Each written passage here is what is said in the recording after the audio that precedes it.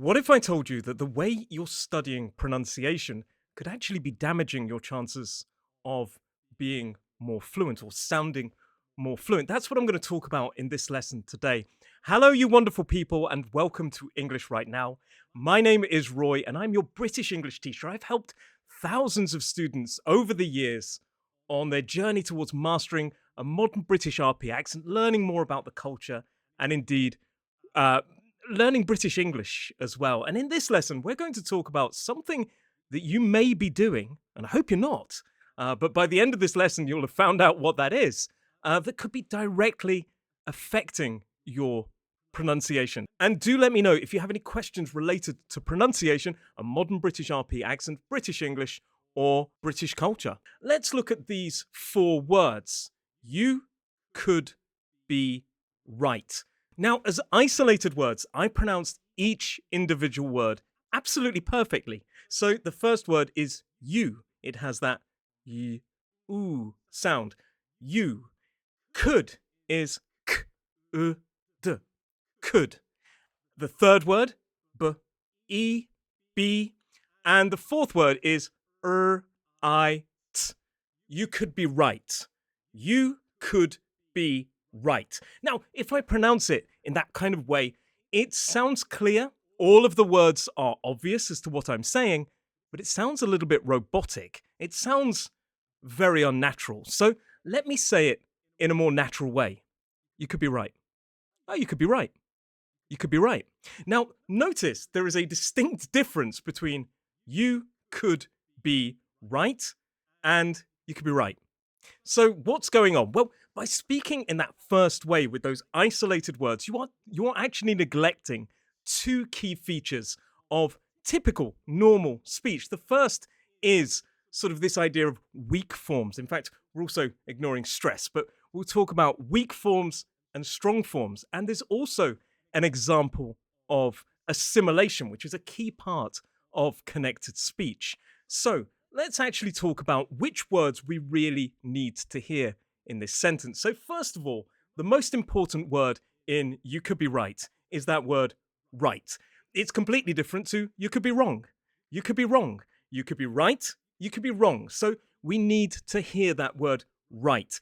That is the main stressed word. And in fact, because it comes at the end of the sentence, there is a downwards intonation, a falling intonation on that word. The words could, be, and you are less important, and I'd be more inclined to use the weak form. So what's the weak form of you? Well, quite commonly, we just say yeah, yeah. The second word, could, I'd be more inclined to use the weak form again. Could, could. So it's a k, a schwa, and a d. You could, you could, you could be right. You could be right. There's more going on in this sentence as we're going to explore even further on. But let's talk about strong forms and weak forms. So it's many words, particularly words like modal verbs, prepositions, articles, they tend to have strong and weak forms. So let's talk about that word could. If you ask anybody how to pronounce those five letters, C-O-U-L-D, notice that the L is silent just in case. But if you ask anybody to pronounce those five letters, they will say could, k, d. They will use the strong form. Now, as an isolated word, we tend to pronounce words using their strong form. Nobody says y, they say you. Nobody says and, they say and.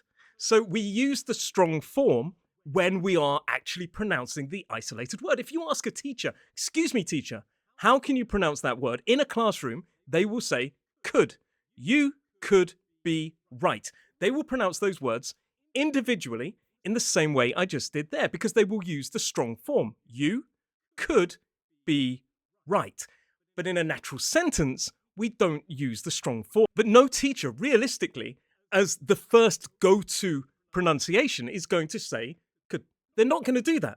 They may say, well, the strong form is could and the weak form is could, but realistically, they're probably just going to say, well, that's you and that's could. And likewise with a cup of tea, do you want a cup of tea? If you ask what the word OF is pronounced like, probably your teacher is going to say of. But I have never said a cup of tea. Well, I did just then, but in real conversation, I've never said, oh, I would love a cup of tea. It doesn't sound natural. I'm more likely to use the weak form of. That's really difficult to say. The weak form of, which is either of or a schwa. So I would naturally say a cup of tea, which is where the word a cuppa comes from, a cup of tea. But as I said, if you ask a teacher or most people how to say the word of in English, they're probably going to say of. But of is pronounced of as the strong form and or of as the weak form. So where does that leave us? Well, if you learn to pronounce the words individually, you're going to sound robotic. You could be right. That's not easy on a listener's ears. A person is going to be not as excited to listen to somebody speaking in a broken, robotic way using every single strong form. It doesn't sound natural. You could be right.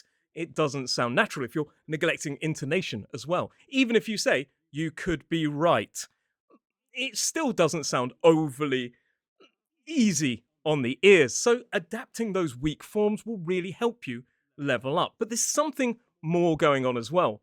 Because the word could, which is the could, the strong form being could, because that weak form could ends in a d, and the next word be starts with a b, there's something happening here called assimilation. If a d and a b next to each other, then that d will change to sound more like a b.